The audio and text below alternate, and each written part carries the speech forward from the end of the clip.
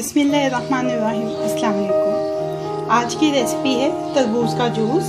तरबूज का जूस बनाने के लिए सबसे पहले 2 कप तरबूज, इसके बीज निकाल लेंगे।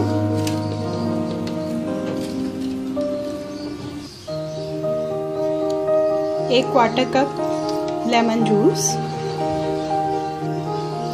1 क्वार्टर कप इसमें ऐड करेंगे शुगर सिरप। एक ट्रे इसमें मैं शामिल कर रही हूँ आइस क्यूब्स।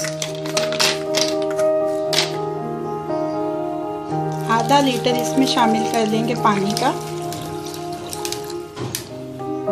अब इसको अच्छी तरह से ब्लेंड कर लेंगे 2-3 मिनट।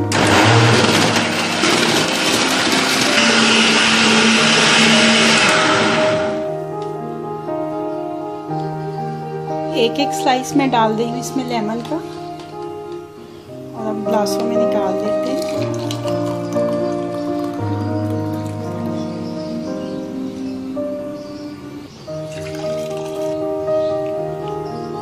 ऊपर 1-2 पुदीने के पत्ते। तरबूज का शरबत तैयार हो गया है।